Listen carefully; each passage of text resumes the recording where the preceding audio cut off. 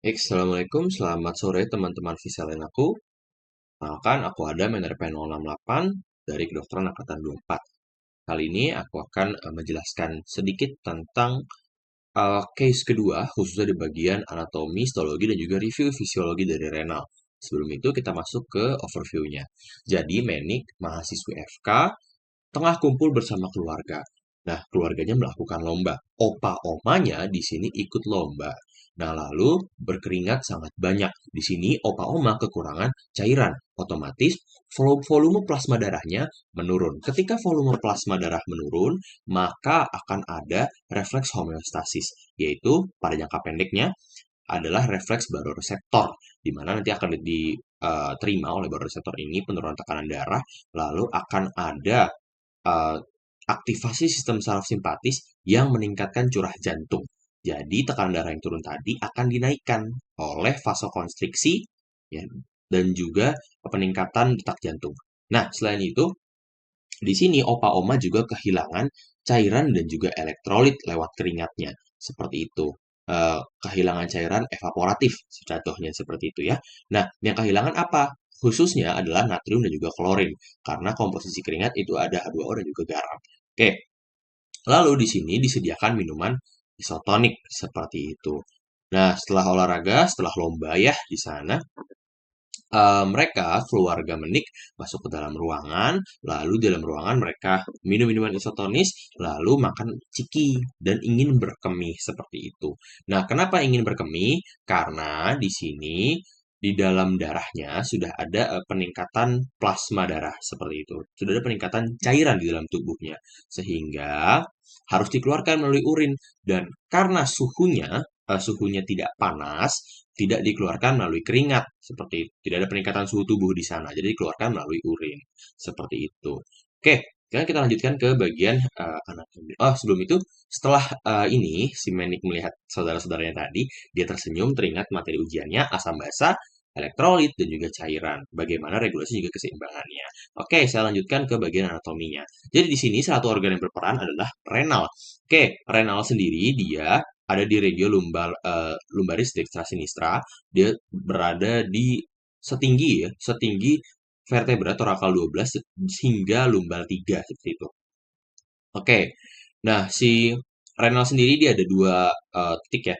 Polus kranial, polus kaudal. Dia ada dua, dextra dan juga sinistra. Nah, ini adalah renal dextra seperti itu. Nah, dia nanti ada beberapa fasiesnya, fasies bagian posterior, fasies anterior. Terletak di rongga retroperitoneal, dia agak belakang seperti itu. Oke. Nah, nanti di dalam sini ada lapisan-lapisannya. Bagian luar nih yang ditandai warna biru, biru gelap, ini adalah korteks. Nah, ini yang kuning yang bukan kuning, hijau, yang hijau-hijau ini dia adalah medula. Nah, di sini bentuknya seperti piramid.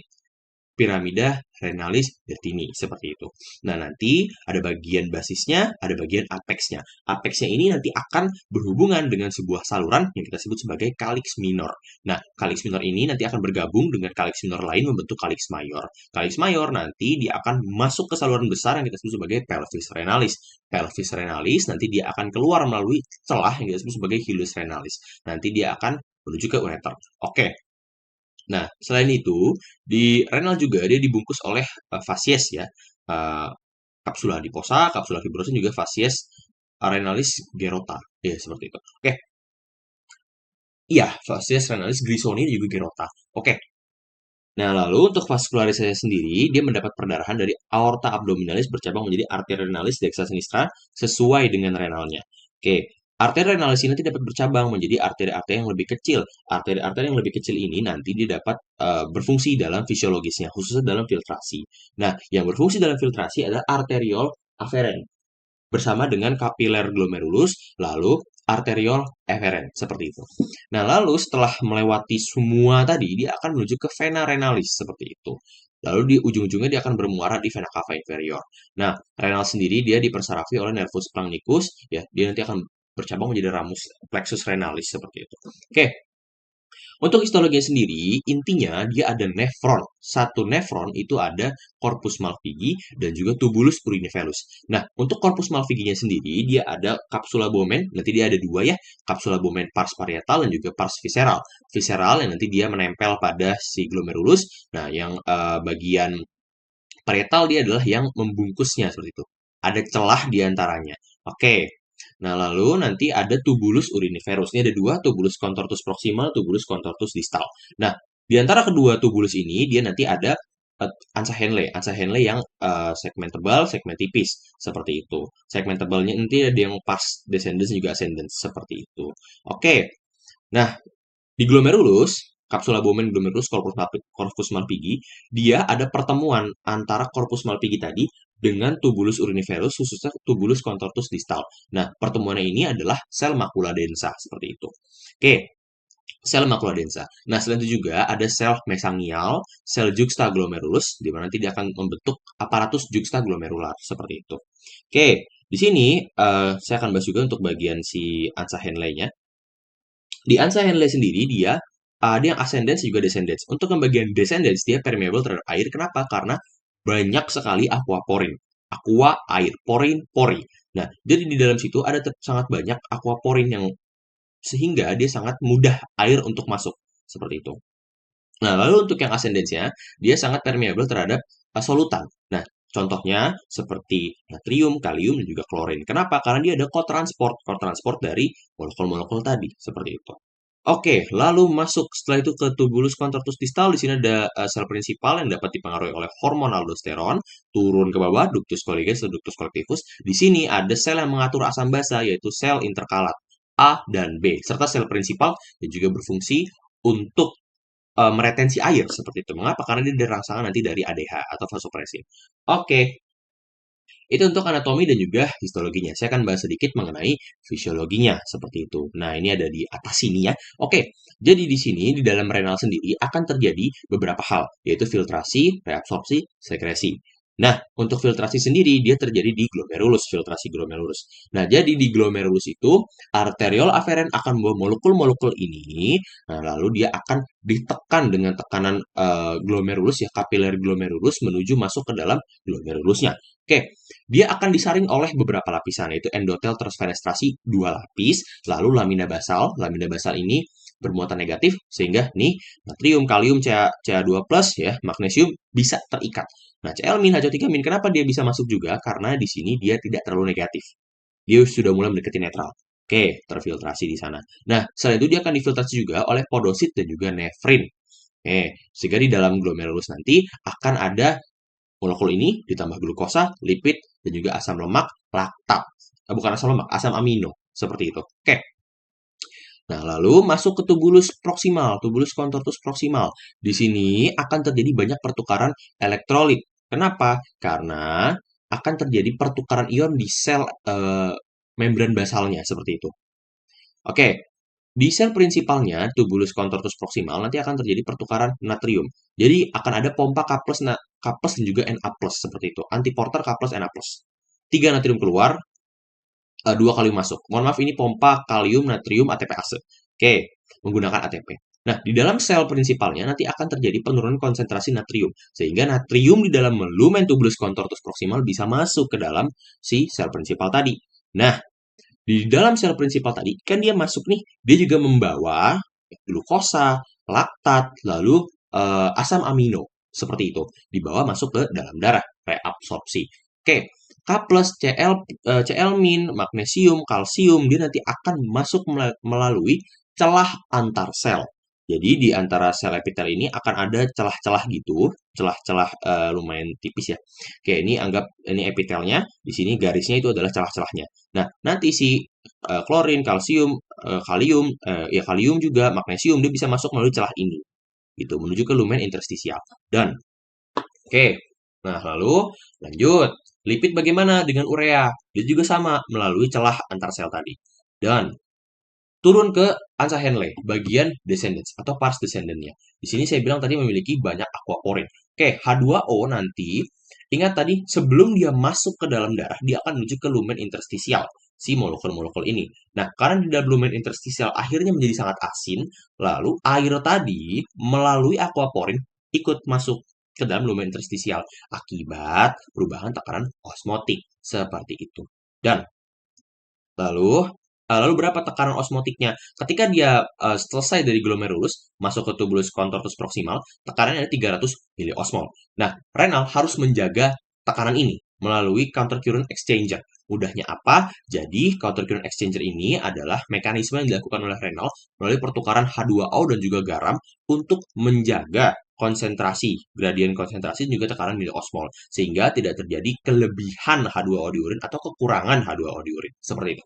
Oke, nah lalu sudah lewat unsigned part descendant, naik ke atas part ascendennya, lalu dia akan dilepas nih, seperti natrium, kalium, klorin, dua klorin maksudnya, melalui cotransport yang tadi saya sebutkan.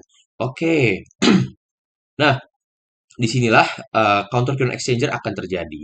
Jadi di fasa rekta ini nanti dia akan menjaga pertukaran air. H2O masuk, nanti di dalam fasa rekta akan terjadi pelepasan garam. Lalu air akan keluar mengikuti garam sehingga yang tadinya semakin ke bawah, semakin menuju kalix minor di sini semakin asin. Nanti begitu dia kembali naik ke atas, dia akan menjadi normal lagi, sekitar 200 miliosmol. Oke, di tubulus distal.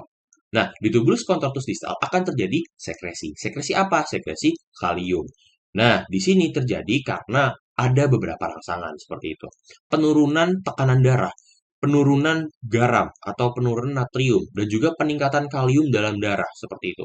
Dia nanti akan memicu sistem renin, angiotensin, aldosteron, di mana sel makula densa akan menghasilkan renin, lalu mengaktifkan sistem itu sehingga nanti ya sel prinsipalnya akan membentuk epitelium natrium channel. Epitelium natrium channel ini akan membawa natrium sisa yang ada di tubulus contortus distal menuju ke sel prinsipal. Nah, lalu akan ada pompa natrium kalium ATPase. 3 natrium keluar sel, 2 kalium ke dalam sel. Sumbernya dari mana? Dari dalam darah untuk kaliumnya. Sementara 3 natrium ini sumbernya dari si tubulus contortus distal tadi, seperti itu. Oke, jadi kita bisa berhasil memperbaiki masalah itu ya.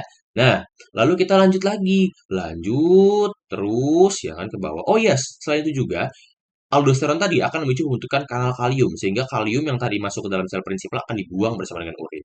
Dan kita lanjutkan lagi ke ductus colligens. Nih, ductus colligens. Nah, di ductus colligens ada sel interkalat A dan B. A dan B ini berfungsi untuk merespon asidosis dan juga alkalosis. Nah, untuk yang A dia merespon si asidosis, mohon maaf. Untuk yang B dia alkalosis seperti itu. Nah, jadi apa yang terjadi ketika alkalosis, apa yang terjadi ketika asidosis? Kita lihat persamaannya terlebih dahulu. Nih, ini persamaannya. Nah, peran paru-paru adalah di CO2. Peran renal adalah di HCO3- ya, atau bikarbonat. Nah, pada asidosis atau kurang dari 7,35 pH-nya, pH dalam darah, nanti sel interkalat ini akan aktif. Akan aktif ya karena di sini CO2-nya naik berikatan dengan H2O, membentuk asam bikarbonat, lalu dia akan dipecah oleh enzim karbonat anhidrase, membentuk H+ dan HCO3-. Oke, CO2-nya banyak, H+-nya banyak. Nah, kalau H+-nya banyak, nanti HCO3- harus menjadi kompensasinya. Nah, bagaimana caranya? Jadi sel interkalat ini bisa membentuk HCO3- ya. Lalu dia akan dilepaskan ke dalam darah. Itu yang pertama. Nah, yang kedua dia bisa ingat dengan kalium tadi. Kalium tadi dia akan disekresikan menuju ke ductus colligens. Nah, di dalam sel interkalat ada antiporter H+, K+. H+ yang tinggi dalam darah akan dibawa masuk ke dalam lumen ductus colligens, K+ di dalam ductus colligens akan dibawa ke dalam darah. Seperti itu. Akan ada pertukaran di sana. Oke, H+-nya tadi dia dapat berikatan dengan fosfat. Dia dapat berikatan dengan amonia. Amonium, lalu membentuk amonia. Na3 membentuk menjadi Na4. Oke, kita lanjut. Nah, itu untuk si asidosis. Bagaimana dengan alkalosis? Kalau alkalosis yang terjadi kebalikannya, CO2-nya sedikit. Mengapa? Karena bisa jadi kalau dalam kasus ya, di sini terjadinya si opa-oma karena dia berdetak cepat diduga ya, ada ngos-ngosan lah atau hiperventilasi sehingga CO2 banyak terbuang. CO2 banyak terbuang, sedikit berikatan dengan H2O, sedikit terbentuk asam bikarbonat ya. Ya, asam karbonat. Mohon maaf, asam karbonat. Lalu dia akan dipecah menjadi H+ dan juga CO3-. Karena asam karbonatnya sedikit, H+-nya sedikit. Kalau H+-nya sedikit, Yang harus ditambah adalah yang harus dikurangi adalah HCO3-nya, seperti itu. Nah, jadi sel interkalat B ini bisa membentuk HCO3-min. Bisa mengambil HCO3-min juga.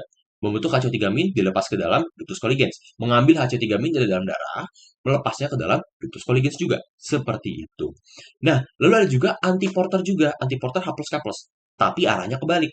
Kalau tadi di interkalat A kita melepasnya ke ductus coligans, H+-nya, kalau ini kebalik. H+-nya akan dilepas ke dalam darah dari ductus coligans. Seperti itu. Di dalam darah ketika ada K+, ya, lalu di dalam ductus coligans ada H+, dengan antiporter tadi, H+-nya dibawa ke dalam darah, K+-nya dibawa masuk ke dalam ductus coligans. Oke. Nah, itu adalah salah satu contohnya. Nah, lalu saya bilang tadi ada sel prinsipal yang ada di bagian bawah, seperti itu. Nah, di bagian bawah ini nanti dia akan aktif oleh hormon ADH. Nah, ini terjadi ketika si opa-oma tadi kekurangan cairan, berkeringat, bercucuran. Ini adalah refleks jangka panjangnya, seperti itu. Yang aktif adalah ADH atau vasopresin. Jadi vasopresin dia akan berikatan dengan reseptor vasopresin tipe 2, lalu memicu G protein stimulatory pathway. Setelah dia memicu G protein stimulatory pathway, nanti dia akan membentuk aquaporin 2. Aquaporin 2 ini ada di epitel, lalu epitel yang menghadap ke lumen ductus coligans. Jadi H2O yang tadi sisa di setelah reabsorpsi tadi, dia akan masuk menuju ke sel prinsipal. Nah, bagaimana dia bisa masuk ke dalam darah? Dengan cara aquaporin 1, berdifusi osmotis melalui aquaporin 1. Kenapa? Karena aquaporin 1 ini sebenarnya tersebar. Seperti itu. Tidak hanya di Ansa Henle, tapi juga sebenarnya di banyak sel. Contohnya adalah sel prinsipal.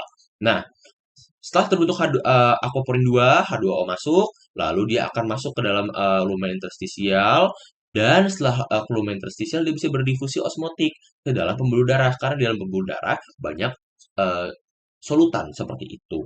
Air akan mengikuti tekanan osmotiknya. Nah, itu adalah perbaikannya seperti itu. Jadi saya sekalian bahas fisiologi juga. Aku sekalian bahas fisiologisnya juga. Selain itu nanti akan dibahas juga oleh rekanku yaitu Fahreza. Mohon maaf kalau jadi agak panjang ya. Baik, izin melanjutkan pada bagian fisiologi. Perkenalkan, nama saya Muhammad Harza Ramadan dengan NIM 2410211090. Pertama-tama saya akan menjelaskan tentang pengaturan elektrolit tubuh dan air. Saya akan membicarakan cairan terlebih dahulu. Cairan adalah gabungan dari elektrolit dan air yang diproduksi atau ada dalam tubuh. Cairan juga bisa kita konsumsi dari diet kita sehari-hari. Fungsi dari cairan diantaranya sebagai pelarut, pelarut dari hormon, zat gizi, dan juga obat-obatan yang larut air.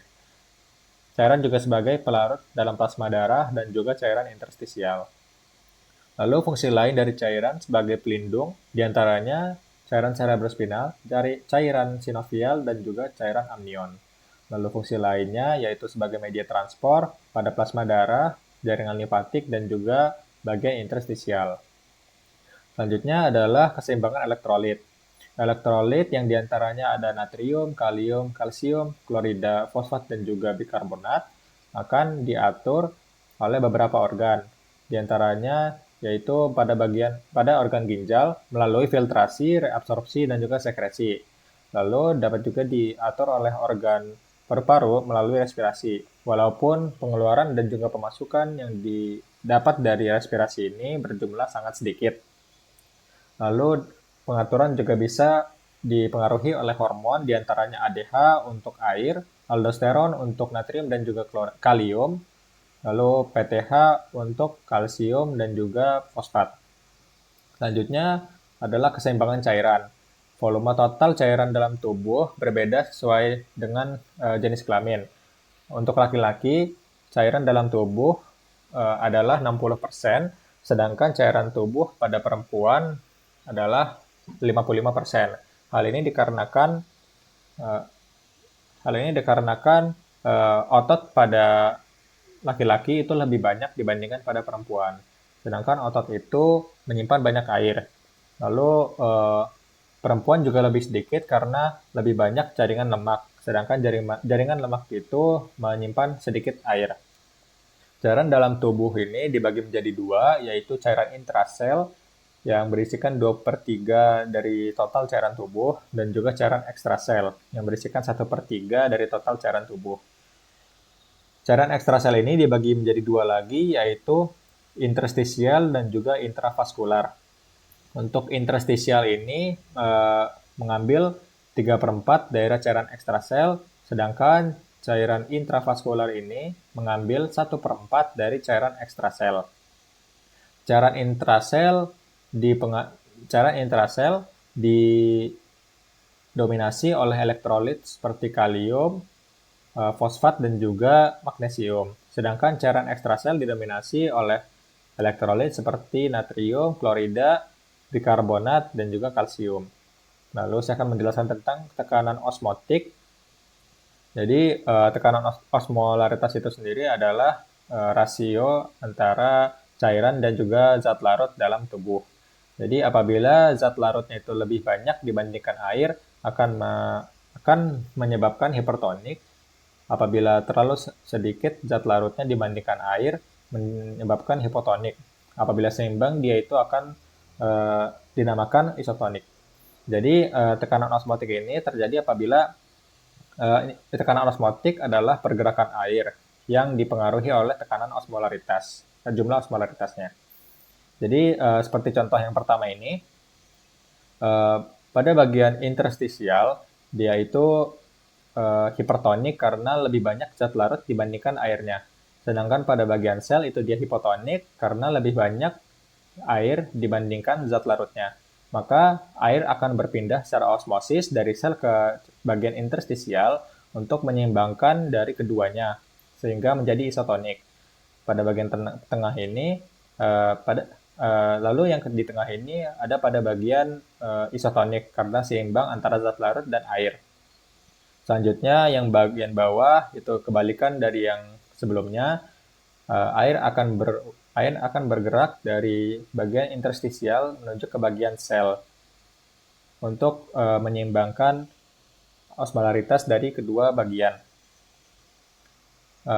Hal ini berhubungan dengan kasus mengapa minuman isotonik itu sangat diminati dan sangat penting untuk keseimbangan cairan pada tubuh. Hal itu karena pada minuman isotonik terdapat zat larut dan juga air yang seimbang dan sama dengan tubuh sehingga dapat diserap lebih cepat dan juga dapat memenuhi kebutuhan tubuh dari elektrolit dan juga airnya.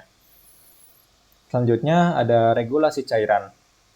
Jadi ada dua hormon yang bekerja pada regulasi cairan ini, yaitu aldosteron dan juga ADH. Aldosteron ini akan terpicu oleh apabila natrium pada tubuh itu sedikit atau cairan pada tubuh itu juga sedikit, sehingga membuat tekanan darahnya itu turun. Jadi apabila hal tersebut terjadi, nantinya ginjal akan mengeluarkan renin dan bereaksi dengan angiotensinogen. Reaksi itu akan menghasilkan angiotensin 1 dan akan diubah oleh paru-paru menjadi angiotensin 2 sebelum ke kelenjar suprarenal. Pada kelenjar suprarenal akan dikeluarkan aldosteron, lalu aldosteron ini akan kembali ke ginjal, lebih tepatnya pada tubulus contortus distal dan juga ductus colligens. Lalu aldosteron, karena aldosteron ini merupakan hormon steroid, dia akan menembus membran sel menuju ke reseptor nukleus atau nuklear reseptor.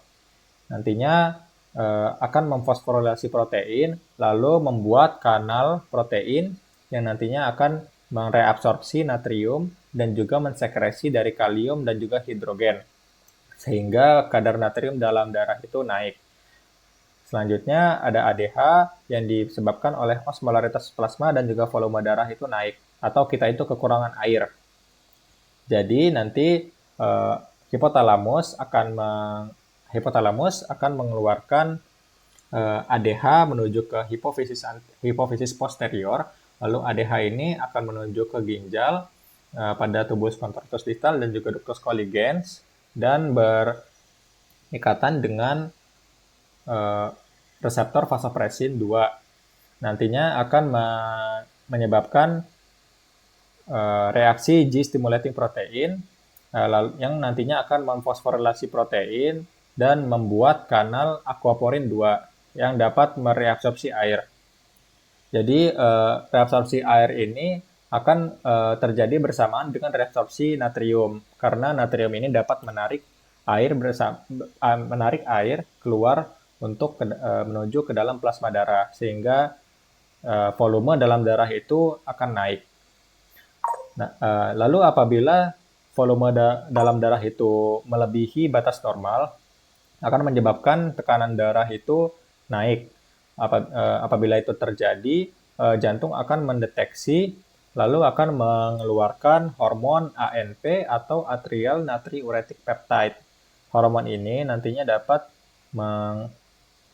menginhibisi kerja dan produksi dari hormon ADH dan juga aldosteron sehingga tekanan darah kembali turun. Selanjutnya adalah keseimbangan asam basa. Asam dalam tubuh dipengaruhi oleh ion hidrogen, sedangkan basa dalam tubuh dipengaruhi oleh ion hidroksida.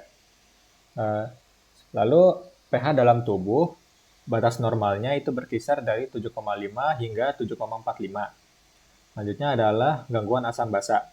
Gangguan asam basa dibagi menjadi asidosis dan juga alkalosis. Asidosis terjadi apabila tingkat keasaman dalam tubuh itu meningkat atau pH-nya itu turun. Alkalosis terjadi apabila kadar basa dalam tubuh itu meningkat atau pH-nya itu naik.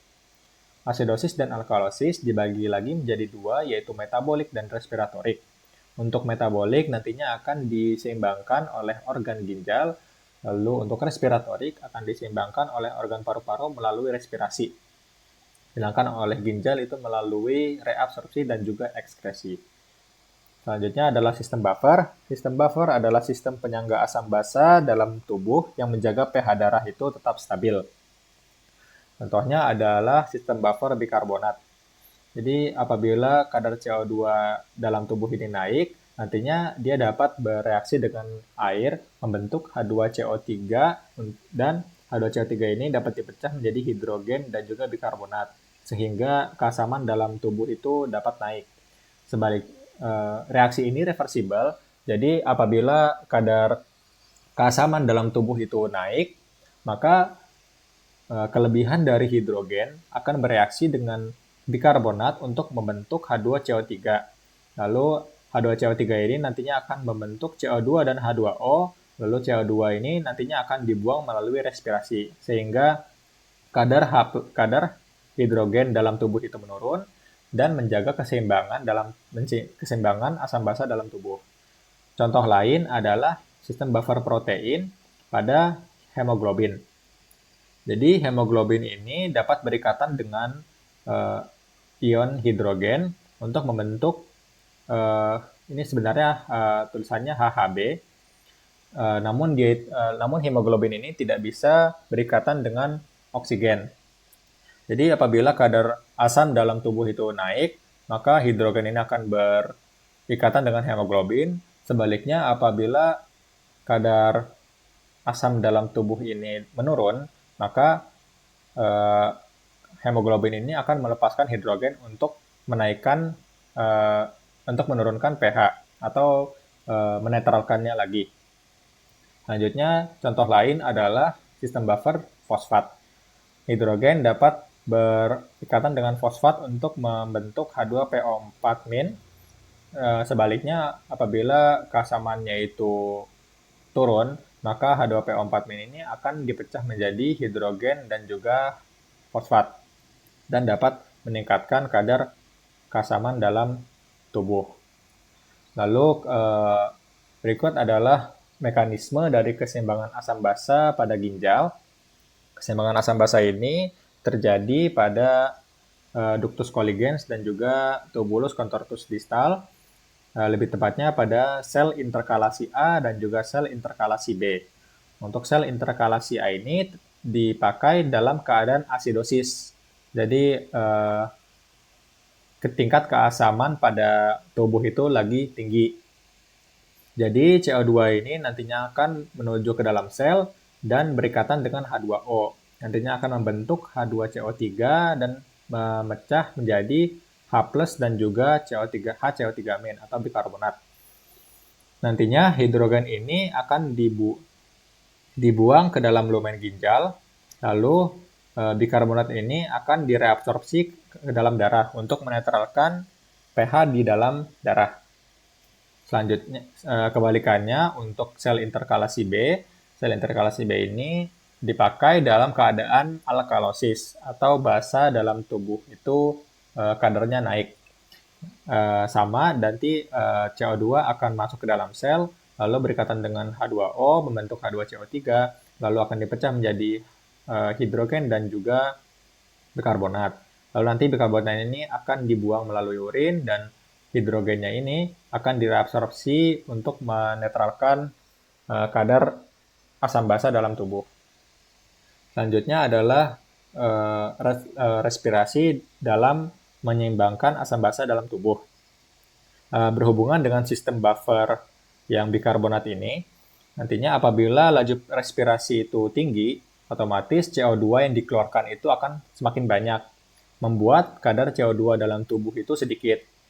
Apabila kadar CO2 dalam tubuh itu sedikit, maka CO2 yang bisa dipecah menjadi hidrogen itu juga sedikit, menyebabkan kadar keasaman dalam tubuh itu turun. Sebaliknya, apabila laju respirasi itu menurun, otomatis kadar CO2 dalam tubuh itu akan meningkat. Maka apabila meningkat, banyak CO2 yang dapat dibentuk menjadi H+ dan juga bikarbonat dan dapat menaikkan kadar keasaman dalam tubuh. Sekian dari saya.